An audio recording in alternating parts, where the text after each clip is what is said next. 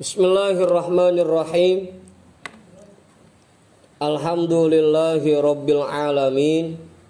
Wabihi nasta'inu ala umurid dunya waddin. Wassalatu wassalamu ala ashrafil anbiya'i wal mursalin. Sayyidina wa habibina wa syafi'ina wa maulana Muhammadin wa ala alihi wa ashabihi ajma'in, amma ba'du. Rabbi shrah li sadri wa yassir li amri wahlul 'uqdatam min lisani yafqahu qawli. Qala al-imamul muallifu rahimahullahu ta'ala wa adama naf'a bihi wa bi 'ulumihi wa bikum fid dharaini amin. Ma qadaka syai'un mitlul wahmi. Itu ya? Ma qadaka syai'un mitlul wahmi. Tidak ada satu hal pun yang bisa mendorongmu yang lebih kuat dibanding waham.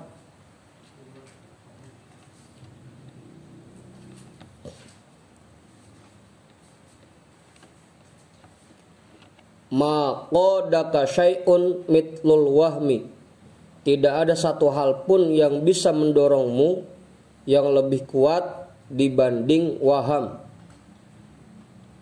Waham itu sesuatu keyakinan yang berada di angka 25%, itu waham. Kalau zon itu 75% yakinnya, kalau syak itu 50-50, kalau waham itu 25%. 25% itu waham. Artinya belum tentu ada itu waham tuh, masih samar-samar.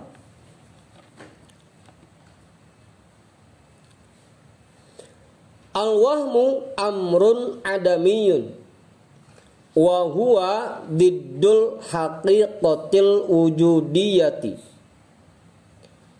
Waham yaitu sesuatu yang tidak ada, tidak kelihatan. Wa huwa diddul haqiqatil wujudiyati, dan itu merupakan lawanan dari hakikat yang betul-betul ada. Jadi, kalau waham itu belum tentu adanya, kalau hakikat itu sudah pasti adanya. Waham itu lawannya hakikat. Apa kong? Jelas itu kong? Mang Yudin jelas? Oke? Jelas itu? Kong Juman udah jelas?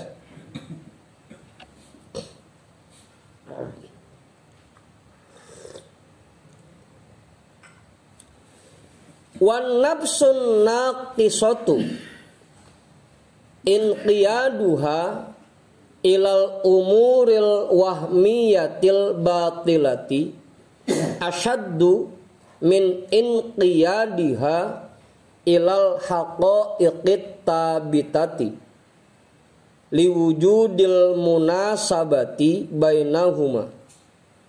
Dan nafsu yang penuh dengan kekurangan ini, nafsu yang ada di dalam diri kita yang penuh dengan kekurangan, inqiyaduha ilal umuril wahmiyatil batilati, dia mendorong seseorang kepada hal-hal yang sifatnya waham, yang batil, lebih kuat daripada dorongannya kepada hakikat-hakikat yang betul-betul mantap keberadaannya. Ya, kadang nafsu ini lebih suka ngajak kita buat ngerjain sesuatu yang sebenarnya belum tentu ada nilainya, dibanding ngajak kita buat mengerjakan perbuatan yang ada nilainya. Itu nafsu tuh kadang-kadang. Apa? Mas Arif?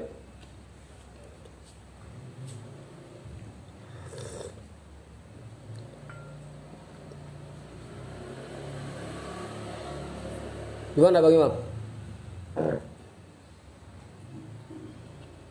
Jelas tuh ya? Apa Kang Asep? Ini yang berpuasa nafsu. Iya. Karena mau disadari atau tidak disadari, di dalam diri kita ini kebanyakan yang dominannya nafsu. Kebanyakan. Bahkan yang udah ngaji sekalipun kadang-kadang kadang-kadang yang lebih kuat di dalam dirinya nafsunya, itu bukan akalnya. Makanya kadang-kadang lebih suka ngerjain sesuatu yang sebenarnya kalau kita pikir-pikir enggak ada nilainya dibanding mengerjakan sesuatu yang betul-betul ada nilainya. Allah sudah menjelaskan dalam Al-Quran, Rasul sudah menjelaskan lewat hadisnya, para ulama sudah menjelaskan dalam kitab-kitab yang disusun. Itu. Tapi tetap aja kita lebih seneng ngerjain sesuatu yang sebenarnya nggak ada nilainya. Udah tuh. Begitu Kang Asep. Ya, ini memang yang dominan nafsu. Dan nafsu itu senengnya ngajak kita buat ngerjain sesuatu yang sifatnya waham, yang sebenarnya nggak ada juntrungannya. Dikata nyari pahala kagak gitu. Dikata nyari duit kagak gitu. Kagak ada juntrungannya dah pokoknya, kagak ada nilainya. Lebih seneng begitu. Kalau nyari duit ketahuan buat napahin keluarga, buat ngasih jajan anak. Ibadah ketahuan ada pahalanya gitu. Dijanjiin ridho Allah gitu. Dijanjiin cintanya Allah. Nah ini kita kadang-kadang lebih seneng ngerjain sesuatu yang enggak ada nilainya sama sekali. Angkob-angkob rebahan gitu. Kayak Bang Imam kan. Tiap malam begadangnya sama, begadang. Mau kita di majlis, dia mah di pos begitu. Apa Bang? Padahal kan kalau mau kita lihat lagi, ngaji maka ketahuan Allah sudah menjanjikan pahala yang besar. Rasul juga ngasih imbalan yang besar, menjanjikan imbalan yang besar. Para ulama juga sudah banyak yang menjelaskan tentang itu. Tapi nafsu kita maunya di rumah aja. Padahal mah kagak ngapa-ngapain. Bang Alpan namanya. Bang Alpan.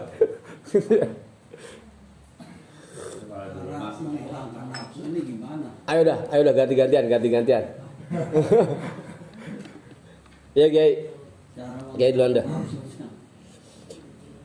Begini Kiai. Begini ya.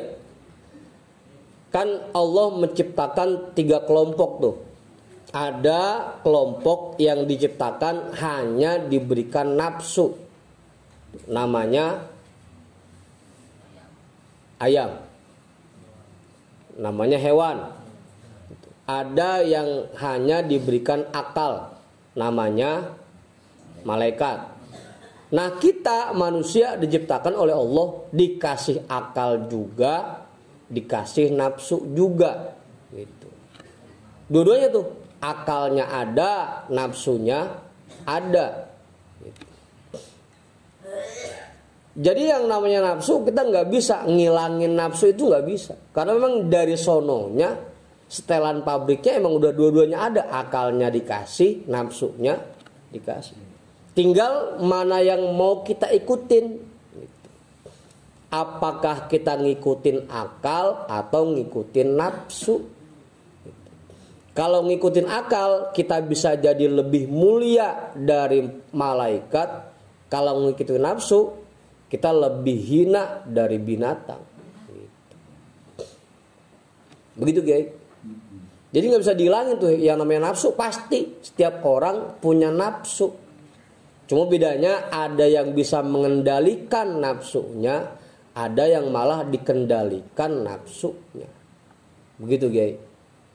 Kalau tanya gimana caranya kita ngilangin nafsu, nggak bakal bisa.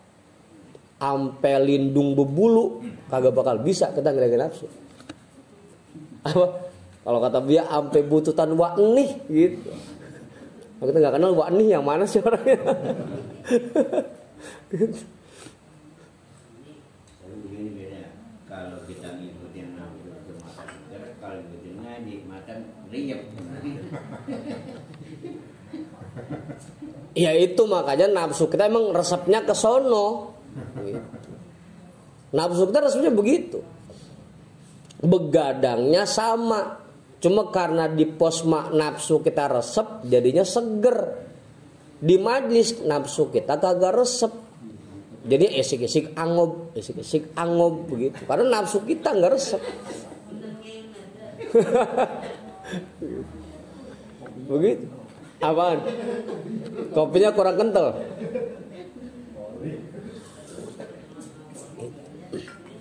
Ya makanya di sini dibilang wan nafsun naqisatu in qiyaduha ilal umuril wahmiyatil batilati asyaddu gitu. Dorongan nafsu untuk hal-hal yang sifatnya wahmiyah lebih kuat. Makanya tadi tuh kalau giliran main mah, kalau giliran di pos mah kita seger karena nafsu emang resep sama yang begitu. Tapi giliran diajak majlis gitu. Ngulet mulu ngulet. Banyak alasan. Padahal begadangnya sama, meleknya sama. Ya begitu dah, aja pakai nanya ngapa. Ya namanya nafsu ya begitu sifatnya.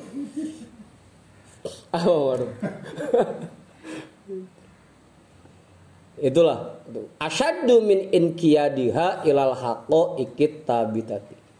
Nafsu itu lebih senang dengan hal-hal yang waham, yang batil dibanding kepada hal-hal yang bersifat hakikat, hakiki, yang mantap, yang betul-betul ada gitu.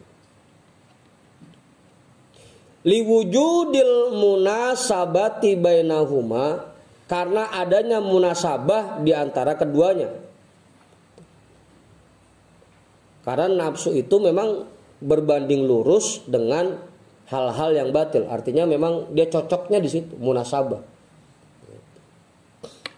Liwujudil munasabati bainahuma. Makanya tugas kita bukan ngilangin nafsu, tapi mujahadatun nafsi, mukhalafatun nafsi, ngelawan nafsu. Ketika kita diajak untuk melakukan hal yang tidak ada nilainya, kita lawan gitu. Jangan nggak ada manfaatnya, jangan gue ngaji gitu, ketahuan kopi dapat, makan dapat, ilmu dapat, pahala dapat gitu, ketahuan. Tapi padahal udah jelas itu Bang Imam ya, udah jelas. Ngapa masih malas-malas juga? Ya jangan pakai nanya ngapa dah, emang begitu. Itu namanya liwujudil munasabati bainahuma. Ini abang kita siapa nih? Bang namanya Bang? Chandra. Hah? Chandra. Chandra. Ya. Udah pernah ngikut ya? Belum, baru. Kalau abang ini? Ari, baru juga? Oh, udah 2 kali. Oh, udah pernah. Oh, belum puasa kemarin ngikut. Ini sama-sama dari Rawalumbu juga? Yang tidak. Hah? Tidak. Tidak. Iya. Tidak di mana? Oh, Bantar Gebang. Di sebelah mananya Bantar Gebang? Jalan Telkom. Oh, Telkom. Ntar engkau yang tahu itu.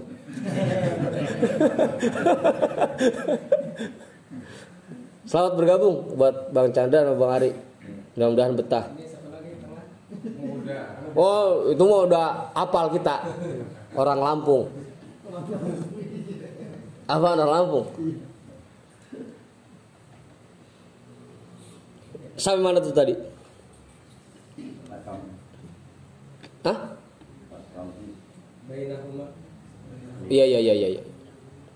Wa tam'u fin nasi inqiyadun ilal auhamil batilati li anna tam'a tasdiquz zannil kadhibi. Dan sifat toma yang ada di dalam diri seseorang mendorong kepada hal-hal yang sifatnya waham yang batil. Li'anna tom'a tasdiquz zonnil kadibi. Karena bahwasanya sifat toma itu membenarkan prasangka-prasangka yang sebenarnya dusta. Bang Sarip, saya lupa bawa rokok saya, Bang Sarip.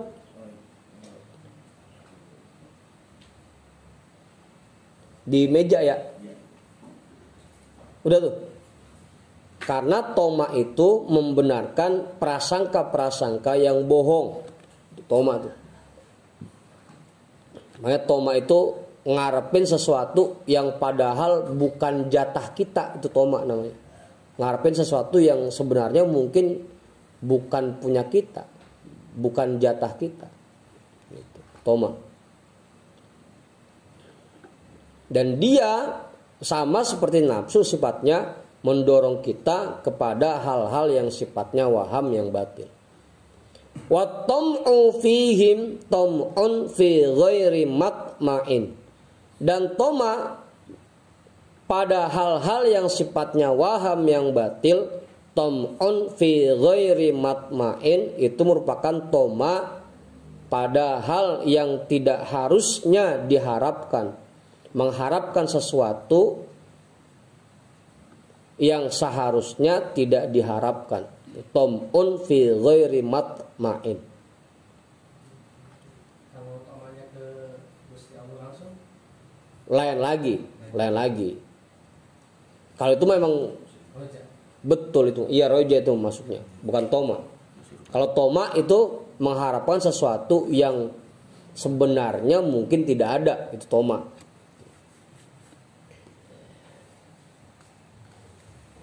Koreknya Bang Sarip, saya dikasih rokok doang, besok awet ini.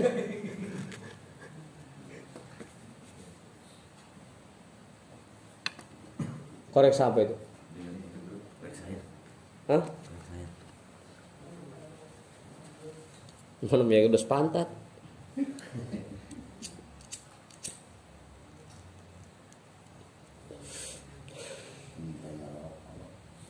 Oh, kok.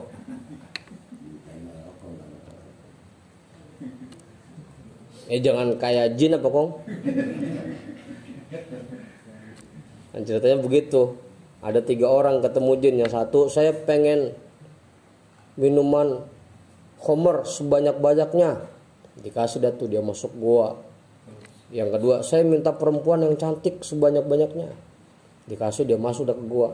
Yang ketiga, saya minta rokok. Dikasih dah, itu masuk ke gua.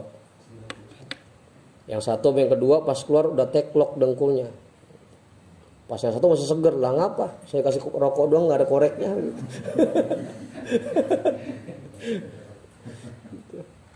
Berarti jin barusan itu bawain rokok doang, kagak ada koreknya.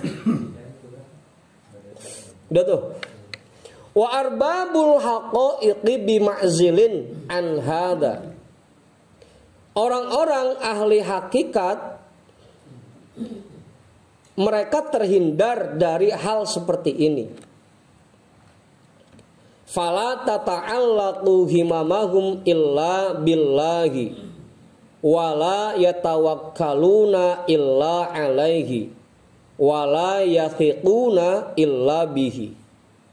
Qad saqata i'tibarul awhami wal khayalati allati hiya muta'alliqatun bil aghyari an qulubihim.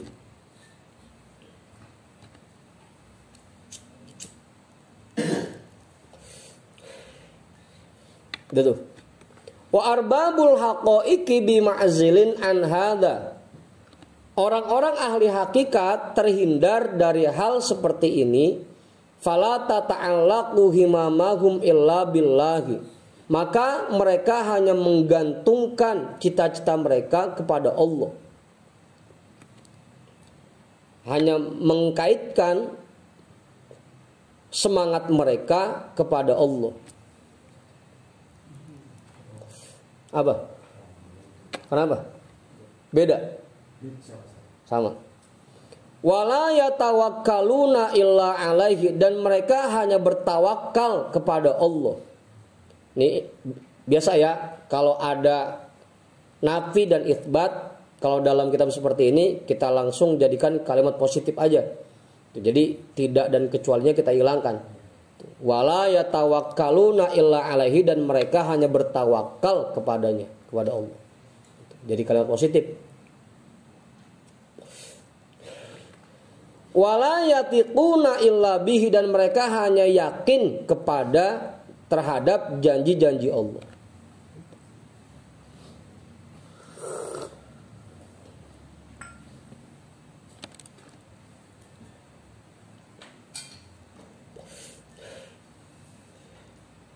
Ya mereka sudah diperlihatkan hakikat, ya udah nggak kenal ama yang waham lagi. Yang mereka saksikan yang memang betul-betul ada, yang hakikat. Kalau kita kan masih sering ketipu karena masih baru sekedar ngeliat kulitnya doang. Apa? Hah? Banyakan ketipunya. Apa? Iya, ketipu casing. Kata kita mah HP Samsung aja. Toto Evercos. Masih ingat HP Evercos? Udah kagak ada ya? Enceros. Oh, Mas Mito. Udah tuh. Karena mereka sudah diperlihatkan hakikat oleh Allah, sehingga mereka udah nggak lagi kenal yang waham. Apa yang mereka lihat ya hakikat sesuatu.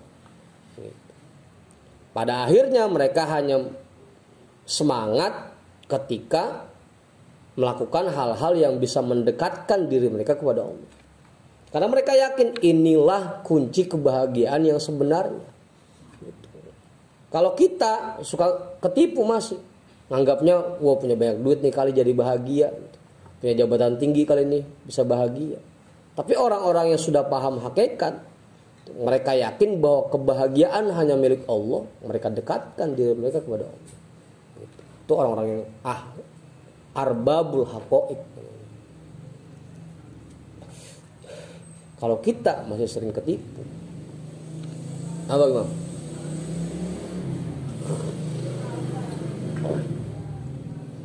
Kalau buat orang-orang hakikat ngaji malam seperti ini ya kenikmatan sebenarnya. Tapi buat Bang Imam, ngeluarin bini kali enak begitu, pulus kali enak. Kalau buat orang hakikat, ya justru ketika malam seperti ini Allah sedang tajalli ke sama'id dunya, ke langit dunia, inilah waktu yang penuh dan kenikmatan gitu. Buat orang-orang ahlul hakikat. Jauh amat sama kita ya. Tapi kalau seandainya sholawat kan makhluk atau bacaan di sholat ini kita bisa kaya, apa itu tidak termasuk waham? Ya waham. Waham. Kalau sholawat 5.000 misalkan, kalau di sholawat berarti nafsu juga. Ya. Nafsu juga berarti masuk. Iya. Karena kalau orang yang sudah mencapai tingkatan hakikat, mereka kembalikan lagi. Bukan sholawatnya yang bikin kaya. Ketika kita sudah dicintai oleh Rasul, dicintai oleh Allah, gitu. Allah akan berikan apapun yang Allah mau kepada kita. Bukan gara-gara sholawatnya, tapi lagi-lagi karena Allah dan karena Rasulnya, gitu. Pasang niatnya yang lempeng. Gitu. Makanya itu waham juga masih. Gitu. Apa Bos Arif? Ya meskipun sah-sah aja kalau ada yang masih begitu ya nggak perlu disalahkan, biarin aja gitu. Jangan ntar pulang-pulang asal dia begitu disalahin lagi. Ya, jangan. Karena ilmunya belum. Ya masih mending dia masih mau sholawat gitu kan, daripada kagak sholawat pisan gitu. Tetap aja buat ahlul hakikat ya, kita ngomong buat orang-orang yang berada di makom hakikat itu masih waham gitu. Nah, buat kita mah sah-sah aja dah. Syariat gue belum kita mah. Masih banyak melanggarnya. Begitu Kang Asep ya. Buat orang-orang hakikat hal seperti itu pun masih waham maksudnya. Dan masih banyak dorongan nafsu di situ. Qad saqata i'tibarul awhami wal khayalati allati hiya muta'alliqatun bil aghyari an qulubihim. Telah hilang kata-kata waham dan khayalat yang itu semua berkaitan dengan makhluk yang ada dalam hati mereka. Yang itu semua berkaitan dengan makhluk dari hati mereka. Jadi waham dan khoyalat sudah hilang dari hati mereka. Karena yang masih melihat waham dan khoyalat hanya orang-orang yang hatinya masih terkait dengan makhluk. Hayalan. Itu kan tadi hayalan. Baca sholawat 5.000 kali ini biar kaya. Hayalan.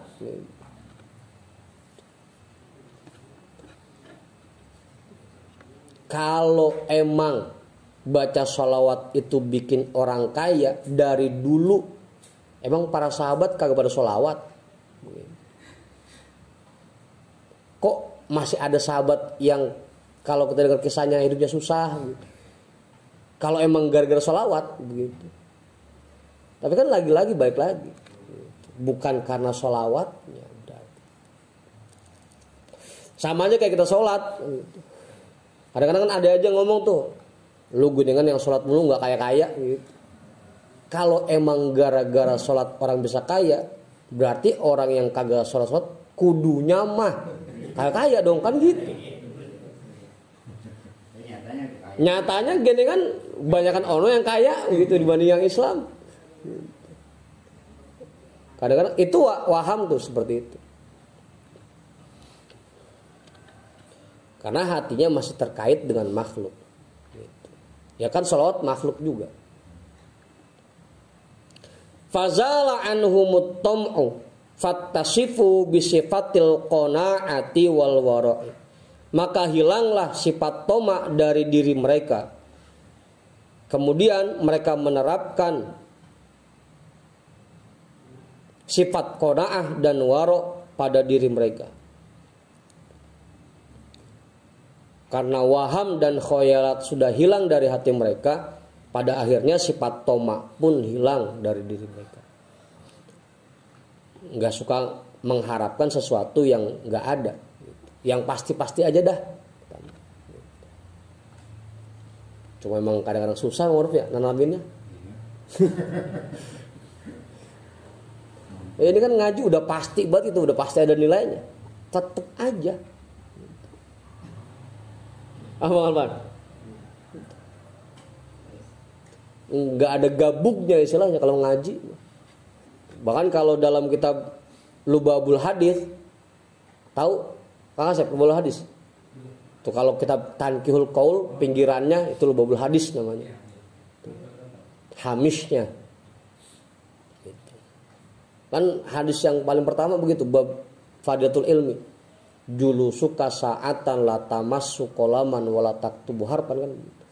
Duduk di majelis taklim kagak megang pulpen acan-acan, kagak nulis satu huruf pisan, tetep pahalanya lebih besar daripada sedekah 1000 ekor kuda kan. Itu udah pasti itu Maruk.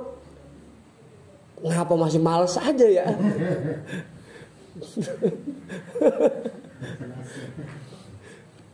Apa maksud? Mau berangkatnya awal. Ya kan itu hal yang pasti gitu. Kalau orang yang sudah mencapai makom hakikat, mereka hanya mengejar yang pasti-pasti. Ini udah ketahuan pasti ada nilainya dan ada manfaatnya buat akhirat. Ngapain ngejar yang nggak ada nilainya kan gitu. Buat orang hakikat mengurup lagi-lagi ya. Ya mudah-mudahan kita bisa seperti itu.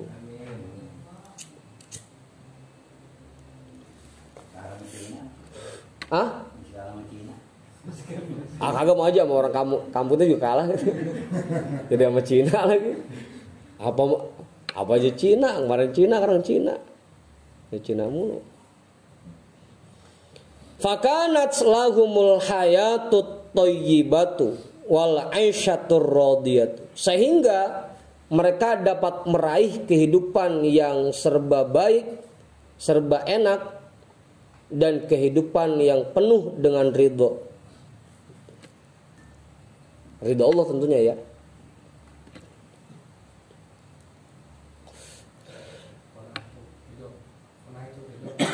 Hah? Mana ini ridho berarti? Qanaah. Qanaah artinya kan merasa cukup. Kalau orang tomak mah selalu ngarepin sesuatu yang belum pasti adanya.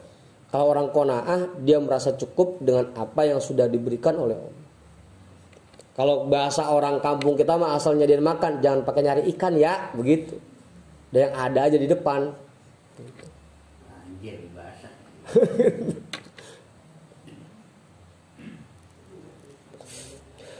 Kan bahasa kampung kita, tapi sebenarnya kalau kita perhatiin lagi artinya dalam. Udah kita nikmatin aja apa yang ada yang kita miliki gitu. Jangan pakai ngarepin sesuatu yang belum tentu kita dapat.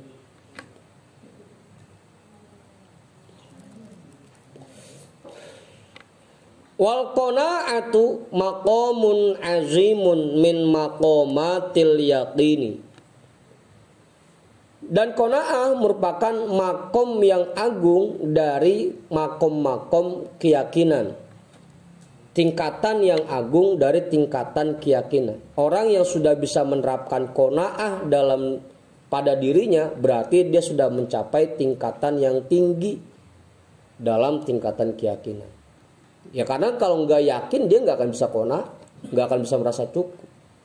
Masih ngarepin, masih tomak terus gitu. Kalau qanaah kan begitu.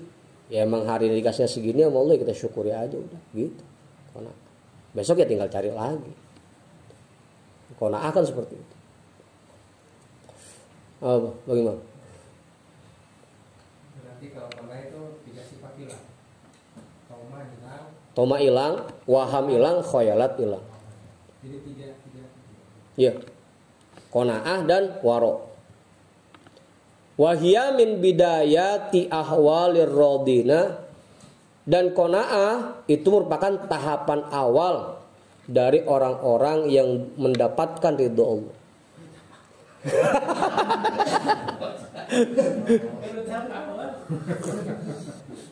Sangkanya udah hebat banget ya. Kalau kita ingin mendapatkan ridho Allah, tahap awalnya, langkah awal yang harus kita jalankan, kita terapkan adalah terapkan sifat qanaah pada diri kita. Artinya apapun yang Allah berikan kita terima. Gitu.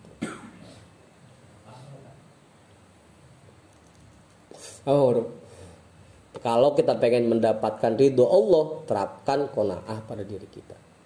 Itu langkah awalnya. Bidayati ahwalir radina.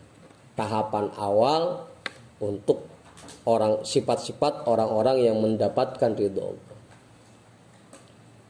Qala ba'dul arifina, berkata sebagian orang arif, dikit lagi ya sampai hikmah baru itu. La yakunul abdu qani'an hatta law jaa ila babi manzilihi jami'u, jadi fa'il jaa ya, jami'u ma yarghabu fihi ahlud dunya minal ittisa'i wan ni'mati fa'aradu alaihi.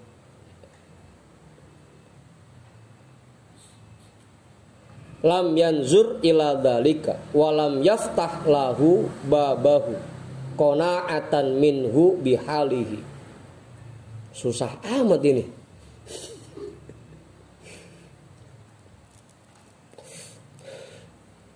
Ini fa'uridu aja ya, fa'uridu alaihi gitu. La yakunul abdu qani'an. Sebagian orang arifin berkata, seseorang tidak bisa menerapkan sifat qanaah pada dirinya. Seseorang tidak akan, belum bisa disebut qanaah hatta lau jaa ila babi manzilihi, sampai kalaupun seandainya datang ke depan pintu rumahnya jami'u ma yarghabu fihi ahlud dunya, semua hal yang dicintai oleh penghuni dunia, minal ittisa'i dari rizki yang melimpah, wan nikmati dan nikmat yang banyak, fa'uridu alaihi maka semua itu diserahkan kepadanya, lam yanzur ila dzalika, dia tidak menoleh sedikit pun kepadanya. Lam yanzur ila dzalika, kagak ngelirik pisan. Di depan rumah ada emas segunung, harta melimpah, macam-macam dah, makanan, minuman, buah-buahan segala macam di depan pintu rumah kita, diserahkan buat kita, nggak ngelirik pisan. Susah ngorok ya. Hilang.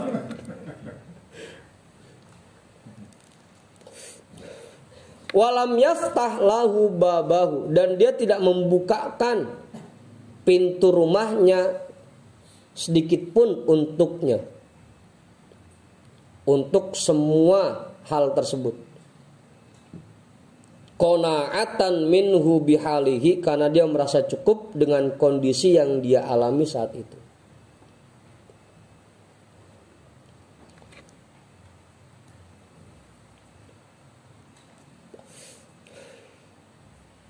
Awar. Jauh amat kita mau qanaah. Mumpung. Hah? Lah iya nyari kagak mah Haji. Dianterin ke rumah kita. Kagak ngelirik pisan. Udah saya mah yang ada aja gitu.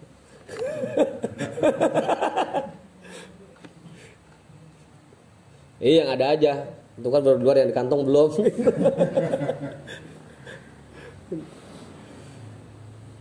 Itulah qanaah menurut sebagian orang arif. Tapi nanti ada kaul yang lain menjelaskan tentang qanaah. Ini ada orang arif yang mengatakan seperti ini, bahwa qanaah itu kalaupun kita diberikan keluasan rezeki dan dianterin ke rumah kita, kita tidak melirik sedikit pun. Bukan berarti nggak diterima, ngorok, nggak ngelirik. Ntar sono di gudang gitu.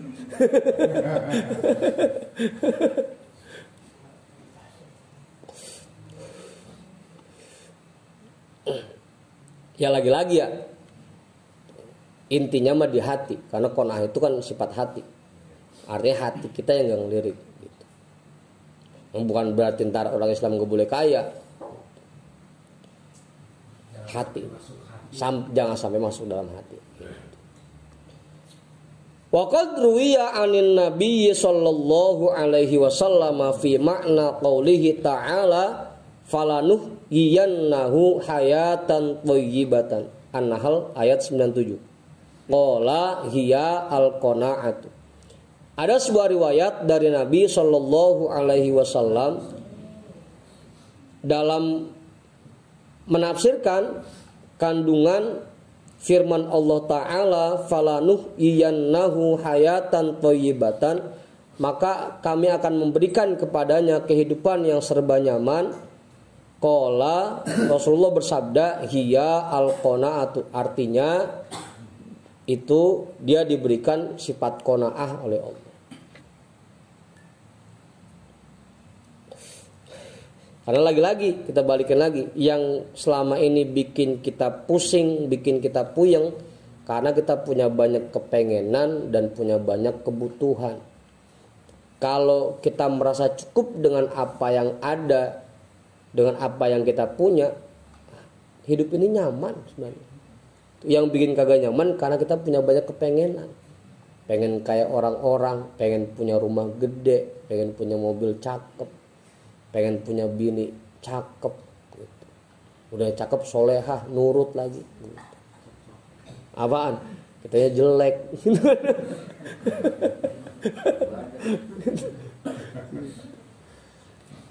Yang bikin kita pusing selama ini, yang bikin hidup kita nggak nyaman, karena kita punya banyak kepengenan, punya sifat tomak dalam diri kita. Kalau udah nggak punya itu, kita bisa nanamin sifat qanaah di hati, insya Allah nyaman.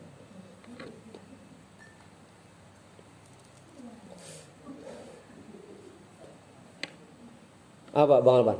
Bang Alpan lagi punya angsuran bulanan, asal udah mau jatuh tempo, mulai dah tuh pala teng gitu. Tapi begitu udah kelar cicilannya, angsurannya, enak aja, udah enjoy aja. Mau tanggal tua kayak tanggal muda kayak tetap aja kelaparan. Gitu. Kalau kata Mali begitu. Karena yang bikin kita puyeng ya itu tadi, karena kita punya banyak kepengenan. Kalau nggak punya banyak kepengenan, insya Allah hidup kita nyaman. Kadang-kadang kan begitu, pengen jalan-jalan, pengen healing, segala macam. Apalagi emang kadang-kadang tetangganya, temennya ngajung-ngajungin aja. Udah tua begitu, mana belum ada bolehnya pisan. Gitu.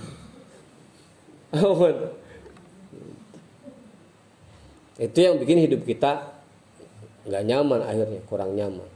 Kalau kita bisa menghilangkan sifat toma, nggak banyak kepengenan di hati kita, insya Allah hidup kita nyaman. Itu kuncinya. Hiya al-qanaah. Artinya qanaah. Allah berikan kepada orang itu sifat qanaah. Sehingga dia selalu mensyukuri apapun yang Allah berikan, mau itu banyak, mau itu banyakan lagi, kita terima. Jelas tuh ya? Kiai, amin Kiai. Sebelum saya tutup. Jadi sifat toma, angan-angan, itu lagi. Apa? Paham. Waham, khoyalat. Ya sama itu, waham ya mengharapkan sesuatu yang belum pasti adanya, ya angan-angan namanya. Khoyalat ya hayalan. Maka itu kerja yang paling cepat bolehnya itu satu, ngayal. Sekali duduk langsung punya mobil 4. Ngayal.